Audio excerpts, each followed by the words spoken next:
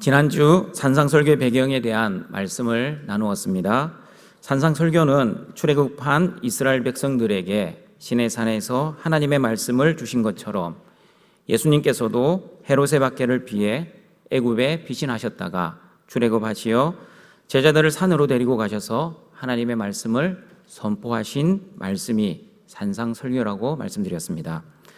산상설교의 말씀은 너희가 말씀을 지키면 구원을 받을 것이다, 또는 너희가 말씀을 순종하면 복을 받게 될 것이다 라는 말씀이 아닙니다. 산상설교는 이미 하나님의 복을 받아 하나님 나라의 자녀들이 된 백성들에게 하나님의 백성답게 어떻게 살아야 하는지, 어떻게 거룩하게 살아야 하는지 그 하나님의 뜻과 그 하나님의 말씀을, 또 그 기준을 알려주는 말씀입니다. 그러므로 저와 여러분은 이 세상에 살고 있지만 하나님의 자녀이기 때문에 이 세상의 논리와 세상의 법칙과 세상의 기준으로 살지 말아야 합니다.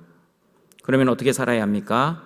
하나님의 백성이기 때문에 하나님의 기준, 하나님의 말씀과 하나님의 뜻대로 살아야 합니다. 왜냐하면 구원받은 저와 여러분은 인생의 주인이 바뀌었고 달력이 바뀌었고 신분이 바뀌었기 때문입니다. 오늘은 팔복에 대한 말씀을 들어가기에 앞서 성경에서 말씀하는 진짜 성경적 복이 무엇인지, 그 복에 대한 개념을 살펴볼 것입니다. 성경적 복과 영광이라는 제목으로 세상에서 말하는 복과 성경에서 말씀하시는 복이 어떻게 다른지를 살펴보고 하나님이 주시는 진정한 복의 말씀을 듣고자 합니다. 동성가정 여러분 혹시 이런 설교 들어보셨습니까? 여러분 중에 경제적으로 힘드신 분이 계십니까? 사업에 실패한 자 있습니까? 병들어 고생하셨습니까? 마음의 상처를 받았습니까? 자녀가 대학 입시에 떨어지고 취업이 안 되고 있습니까? 수고하고 무거운 짐진자들은 다 예수님께로 나와 고침을 받고 회복하시고 성공하시고 행복하십시오. 혹시 이런 설교 들어보셨습니까? 이런 설교를 위로 설교라고 합니다. 그러나 저는 위로 설교라고 말하지 않습니다. 저는 기복주의 설교라고 말을 합니다. 엄밀히 말하면 물질적 기복주의입니다. 예수님을 믿는 목적이 만사형통, 일사천리, 일치월장, 무병장수, 그리고 행복이 아닙니다.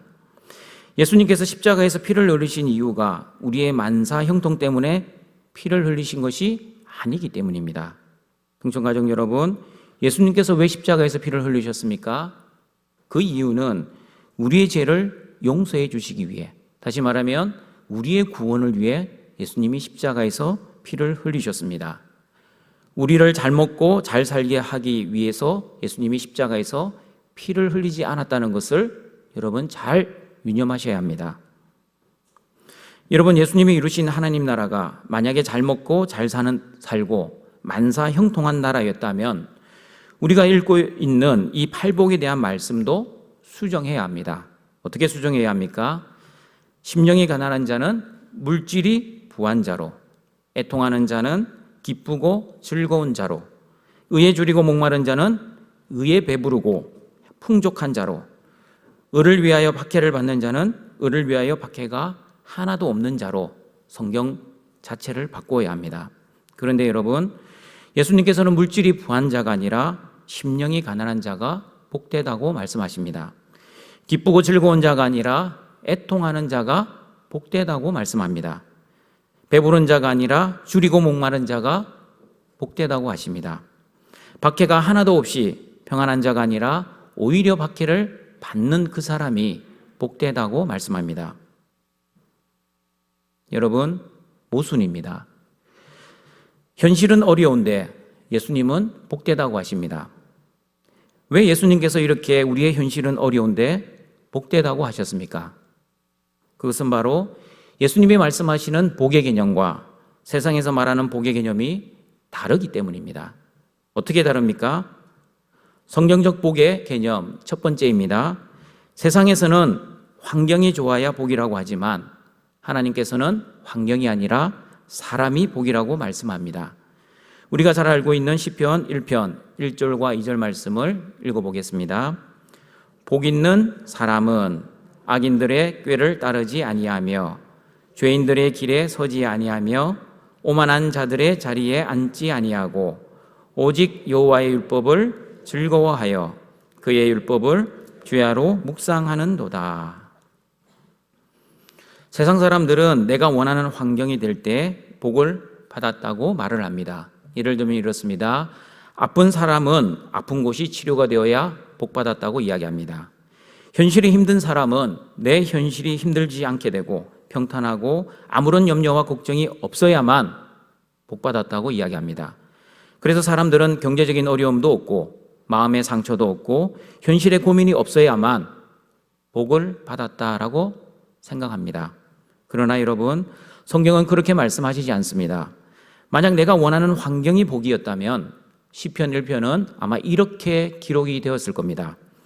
복 있는 환경은 내가 원하는 것을 모두 가질 수 있고 내가 원하는 대로 모든 것을 할 수 있고 모든 염려와 걱정은 하나도 없는 것이니라. 그러나 여러분, 성경은 복 있는 환경이 아니라 어떻게 말씀합니까?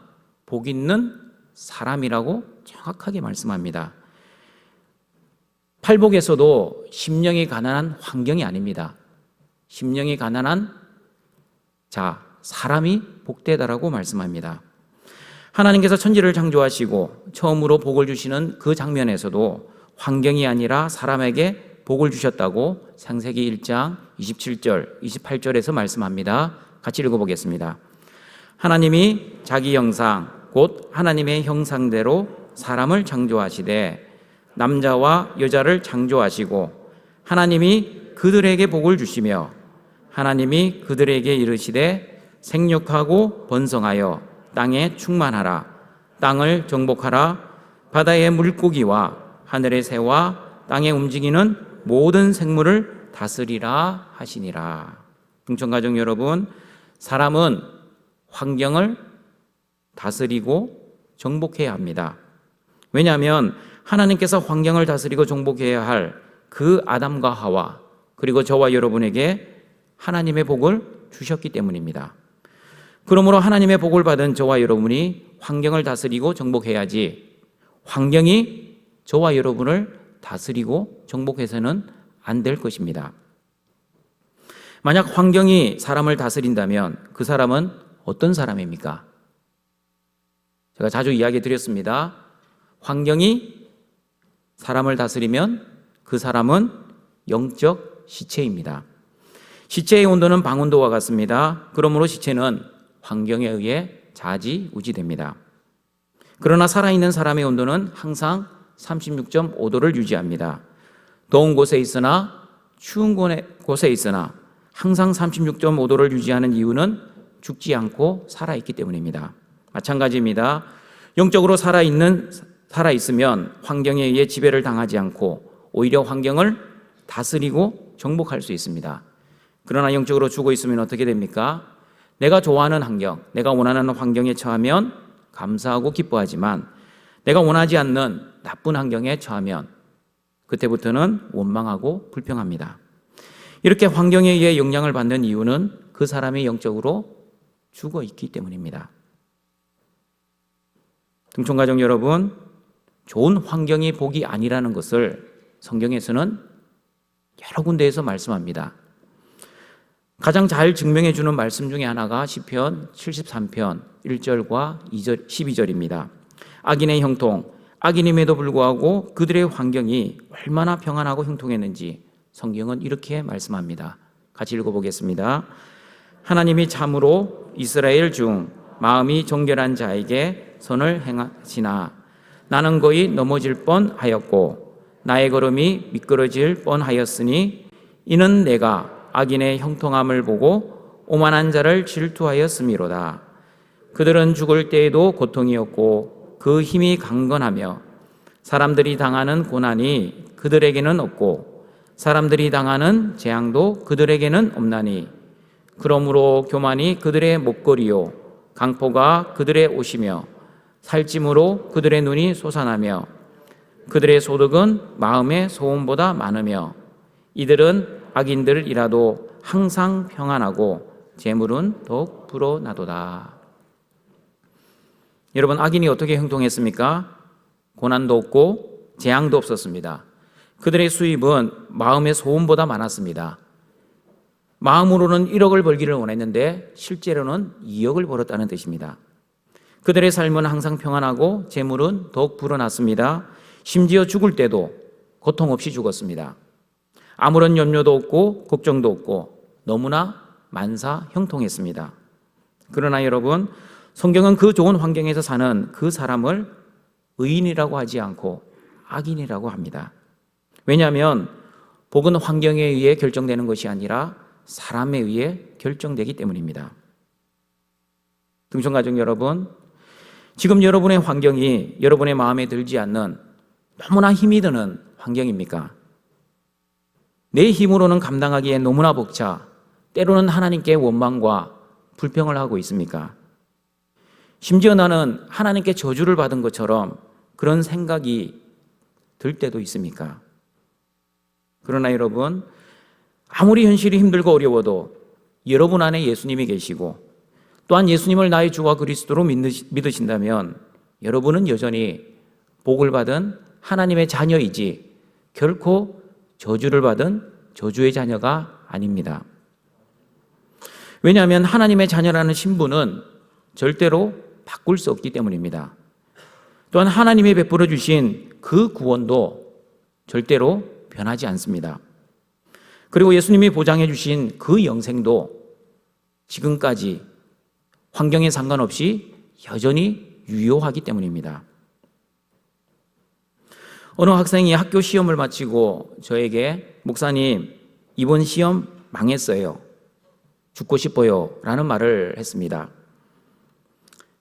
제가 이렇게 말을 해주었습니다. 시험 점수가 안 나올 뿐이지 너는 절대 망한 사람, 망한 인생이 아니란다. 하나님의 자녀는 시험을 잘 볼 수도 있고 때로는 시험을 못 볼 수도 있어도 못 본다 할지라도 절대 망한 인생이 아니란다. 시험 성적에 상관없이 너는 여전히 하나님의 자녀야. 예수님이 너의 시험 성적을 위해 십자가에서 죽으신 것이 아니라 너의 구원을 위해 십자가에 죽으셨다는 것을 잊지 말았으면 좋겠다. 시험은 다음에 잘 보면 되니 너무 속상해하지 말고 다시 열심히 해보자. 알았지? 화이팅 했습니다. 알아들었을까요? 알아듣지 못했을까요? 알아들었습니다. 등촌가족 여러분, 어른도 마찬가지입니다. 사업이 실패했을 뿐이지 인생이 실패한 것이 아닙니다. 그리고 돈이 없을 뿐이지 여러분의 삶이 망한 것도 아닙니다. 그리고 취업이 조금 늦고 결혼이 조금 늦을 뿐이지 우리의 인생이 끝난 것도 아닙니다. 여러분, 성경에도 나와 있지 않습니까? 무화과 나무가 무성하지 못하고 포도나무에 열매가 없어도 감람나무에 소출이 없어도 밭에 먹을 것이 없고 우리의 양과 외양간에 소가 없을지라도, 무슨 말입니까? 환경이 힘들다 할지라도 우리는 기뻐할 수 있습니다. 왜 이렇게 열악한 환경 속에서도 저와 여러분이 기뻐할 수 있습니까? 하나님이 죽지 않고 여전히 살아계시기 때문입니다. 환경이 복이 아니라 하나님을 믿는 하나님의 그 자녀가 바로 복이기 때문입니다. 그러므로 환경을 바라보지 마시고 하나님만을 바라보시고 현실의 문제를 묵상하지 마시고 하나님의 말씀을 묵상하시고 하나님과 함께 이 어려운 환경들을 이겨내시는 우리 거룩한 등촌의 가족들이 되시길 바랍니다. 성경적 복의 두 번째 개념은 복은 우리의 노력으로 얻어내는 것이 아니라 하나님의 은혜로 주어진다는 것입니다. 다시 말하면 복은 찾는 것이 아니라 받는 것입니다. 누구에게 받습니까? 복의 창조자 되신 하나님께 받습니다. 시편 67편 6절과 7절입니다. 같이 읽어보겠습니다. 땅이 그의 소산을 내어 주었으니 하나님 곧 우리 하나님이 우리에게 복을 주시리로다. 하나님이 우리에게 복을 주시리니 땅의 모든 끝이 하나님을 경외하리로다. 등촌가족 여러분, 복을 받기 위해 우리는 무엇을 해야 합니까? 자신의 힘과 능력으로 노력한다고 복을 받을 수 있는 것이 아닙니다. 하나님이 주셔야만 그 하나님의 복을 받을 수 있습니다. 다시 말하면 하나님의 은혜로 복을 받는 것입니다. 그러므로 여러분, 은혜와 복은 공통점이 있습니다. 첫 번째, 은혜와 복은 우리의 노력으로 얻는 것이 아니라 하나님이 주신다는 겁니다. 두 번째, 은혜와 복은 받을 자격 있는 사람에게 주어지는 것이 아니라 받을 자격 없는 사람에게 주어지는 것입니다. 세 번째, 은혜와 복은 무슨 대가를 치르고 받는 것이 아니라 아무런 값 없이, 대가 없이 받는다는 사실입니다. 그래서 하나님께 큰 은혜와 복을 받았음에도 불구하고 내가 왜 이런 큰 은혜를 받았는지, 내가 왜 이 큰 복을 받았는지 이유를 모르는 것입니다. 여러분, 이유를 알면 그것은 은혜와 복이 아니라 나의 공로이자 하나님과 거래일 가능성이 있습니다. 여러분, 복은 하나님이 주십니다. 믿으십니까? 그러면 저주는 누가 주십니까? 복은 하나님이 주시는데 저주는 사탄이 줍니까? 그렇지 않습니다. 저주는 누가 주는지 창세기 12장 1절과 3절 말씀을 읽어보겠습니다. 여호와께서 아브라함에게 이르시되 너는 너의 고향과 친척과 아버지의 집을 떠나 내가 내게 보여줄 땅으로 가라. 내가 너로 큰 민족을 이루고 내게 복을 주어 내 이름을 창대하게 하리니 너는 복이 될지라.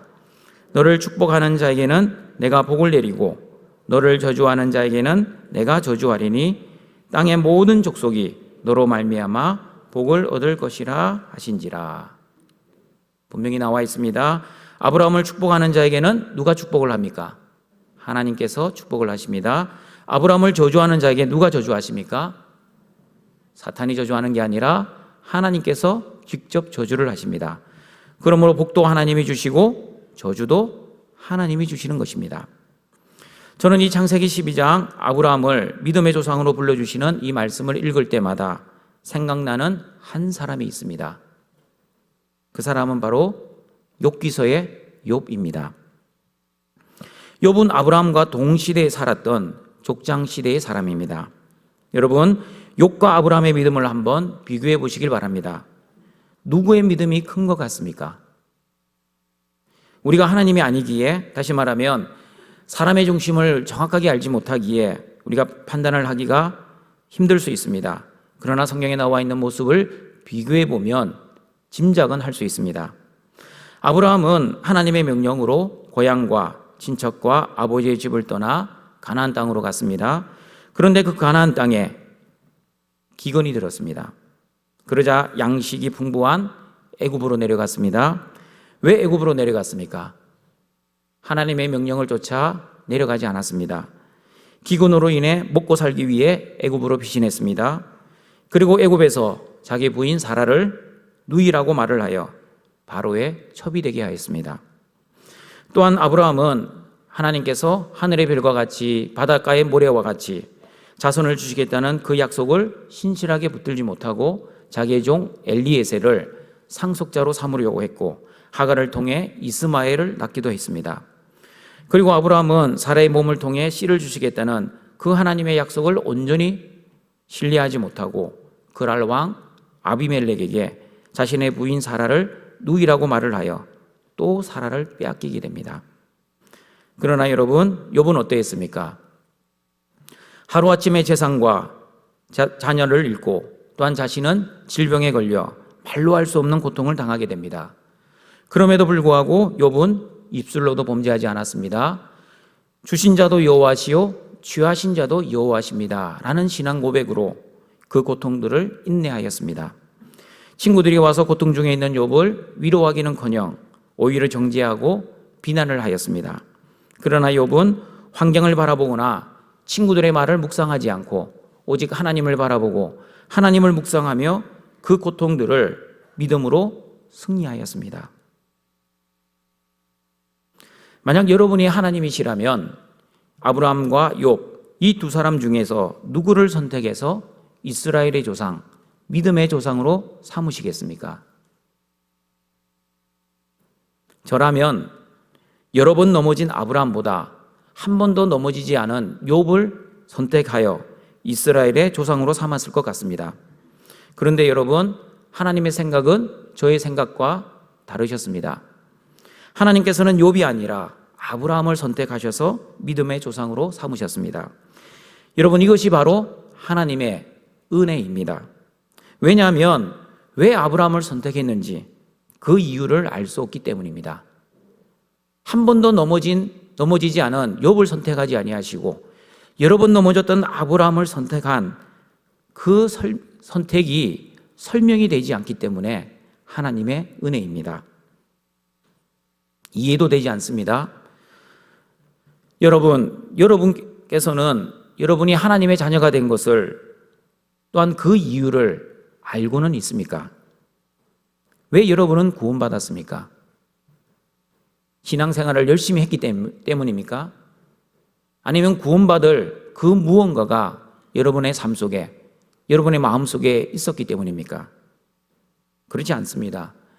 우리가 구원받은 이유도 알 수 없고 설명되지 않고 납득이 되지 않습니다. 그래서 우리는 그냥 하나님의 은혜입니다 라는 말로 표현할 뿐입니다.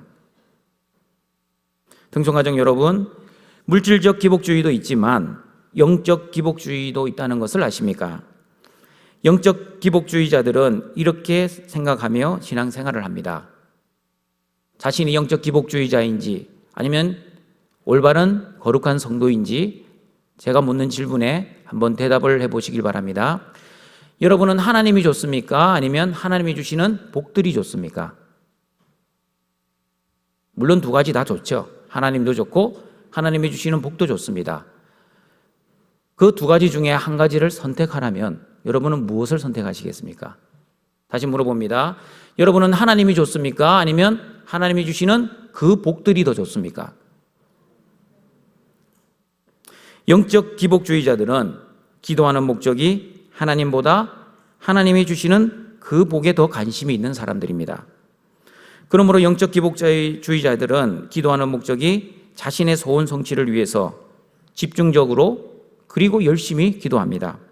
사업이 잘 되고 자녀들이 좋은 대학에 들어가고 병이 치유되고 골치 아픈 문제들이 해결되기를 위해서 그렇게 열심히 기도를 합니다. 여러분, 오해하지 마시길 바랍니다. 기도를 드릴 때 물론 우리는 우리의 필요를 위해 하나님께 간구해야 합니다. 그러나 기도는 내 필요만을 위해 간구하는 것이 아닙니다. 우리는 내 필요뿐 아니라 하나님의 필요를 위해서도 간구해야 합니다. 그러므로 처음에는 내 필요를 위해 열심히 간구를 하지만 기도의 자리가 깊어지면 깊어질수록 나의 소원보다 하나님의 소원을, 내 필요보다 하나님의 필요를, 내 뜻보다 하나님의 뜻을 위해 기도하게 되는 것입니다. 다시 말하면 기도를 통해 하나님과의 올바른 관계가 형성되는 것입니다. 여러분, 내가 영적 기복주의자인지 아니면 올바른 믿음을 가진 성도인지 알 수 있는 방법이 있습니다. 자가진단법입니다. 기도 응답에 대한 반응을 보면 알 수 있습니다. 다시 말씀드립니다. 기도 응답에 대한 태도를 보면 내가 영적 기복주의자인지 아니면 거룩한 온전한 성도인지를 알 수 있습니다. 영적 기복주의자들은 기도 응답을 받으면 감사하고 기뻐합니다. 그러나 기도 응답을 받지 못하면 왠지 마음이 불편하고 힘듭니다. 그러나 올바른 믿음을 가진 거룩한 성도는 기도를 통해 나의 필요에 대해 응답을 받을 수도 있고 때로는 응답을 받지 못할 수도 있다는 것을 알고 있습니다. 비록 응답을 받지 못한다 할지라도 하나님을 원망하거나 불평하지 않습니다. 오히려 나의 문제가 해결되지 않는다 할지라도 나의 문제에 대해 기도할 수 있는 하나님이 있다는 사실만으로도 감사하고 기뻐합니다. 이렇게 기도 응답에 대한 태도가 다릅니다. 영적 기복주의자들은 응답을 받아야만 기뻐하고 감사하지만 거룩한 성도는 기도 응답을 받아도 감사, 받지 못해도 감사합니다. 왜냐하면 하나님 한 분만으로 만족하고 기뻐하기 때문입니다. 그리고 여러분, 영적 기복주의자들은 기도 응답이 없을 때 어떻게 행동하시는지 아십니까? 두 가지로 나눠집니다. 첫 번째는 원망과 불평을 하면서 기도해봤자 소용없네 라고 기도를 중단해버립니다. 시험이 든다는 말이죠. 두 번째는 어떤 사람들은 내 열심이 부족한가 보다 생각하며 내 문제가 해결될 때까지 더 신앙생활에 박차를 가합니다. 모든 예배, 모든 새벽 기도에 하루도 빠지지 않습니다. 헌금도 더 많이 하고 기도 생활도 이전보다 더 많이 합니다. 왜 그렇게 열심히 신앙생활을 합니까? 목적은 오직 하나입니다. 나의 소원이 성취되기 위함입니다. 하나님의 영광이 아니라 내 영광을 위해 그렇게 열심히 신앙생활을 하는 것입니다.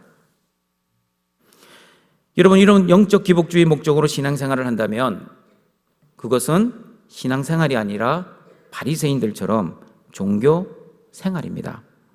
그래서 영적 기복주의자들은 철야 기도를 철야 농성처럼, 금식 기도를 단식 투쟁처럼 합니다.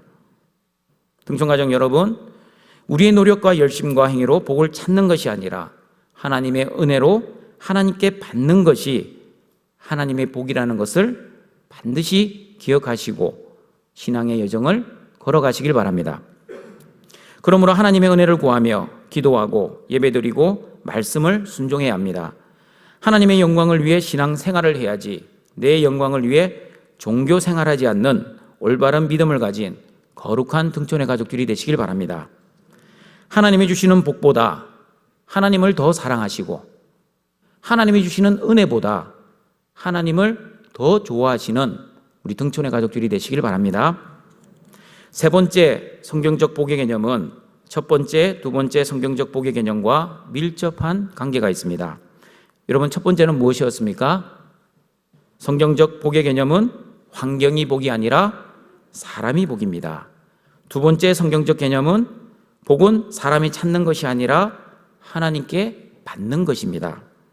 세 번째 성경적 복의 개념은 첫 번째와 두 번째를 합쳐놓은 개념입니다. 그것은 바로 하나님과 올바른 관계가 성경적 복입니다. 다시 말합니다. 하나님과의 올바른 관계가 성경적 복입니다. 하나님과 올바른 관계를 가진 사람에게 하나님께서 복을 내려주신다는 뜻입니다. 그래서 첫 번째와 두 번째의 개념을 합쳐놓은 겁니다. 성경 구절을 몇 개 찾아서 우리 읽어보도록 하겠습니다. 제가 몇 편 몇 절 하면 그때 여러분은 읽어주시길 바랍니다. 시편 73편 28절입니다. 하나님께 가까이함이 내게 복이라. 내가 주 여호와를 나의 피난처로 삼아 주의 모든 행적을 전파하리이다. 시편 32편 1절입니다. 허물의 사함을 받고 자신의 죄가 가려진 자는 복이 있도다. 시편 34편 8절입니다. 너희는 여호와의 선하심을 맛보아 알지어다. 그에게 피하는 자는 복이 있도다. 시편 84편 12절입니다. 만군의 여호와여, 주께 의지하는 자는 복이 있나이다. 시편 144편 15절입니다. 이러한 백성은 복이 있나니 여호와를 자기 하나님으로 삼는 백성은 복이 있도다. 하나님의 은혜를 받는 사람, 다시 말하면 하나님을 하나님으로 여기고 하나님을 내 인생의 주인으로 여기는 그 사람은 복을 받은 사람입니다. 그러므로 예수님을 나의 주와 그리스도로 믿는 사람이 바로 세상에서 가장 복된 사람입니다. 믿으십니까? 어떤 집사님이 이런 말씀을 저에게 했습니다. 목사님, 저는 노년에 돈도 없고 자녀들도 잘 되지 않았고 몸에 질병도 여러 개 있습니다. 그래서 저는 하나님의 복을 받지 못한 것 같습니다. 라는 이런 말을 저에게 했습니다. 그 말을 듣자마자 저는 그 집사님에게 이렇게 말했습니다. 집사님, 돈이 없어도 자녀들이 잘 되지 않고 질병이 있다 할지라도 집사님은 천하보다 귀한 영생을 가지고 있지 않습니까? 집사님 구원받으셨다는 거 믿으십니까? 아멘 하셨습니다. 그렇다면 집사님, 복 중에 복, 가장 귀한 복이 무엇인지는 알고 있습니까? 등촌가족 여러분, 여러분에게도 물어봅니다. 세상에서 가장 귀한 복은 무엇입니까? 건강 아닙니다.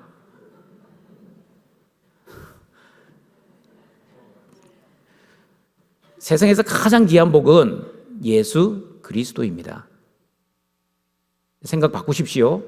건강이 아니라 예수 그리스도가 세상에서 가장 귀한 복입니다.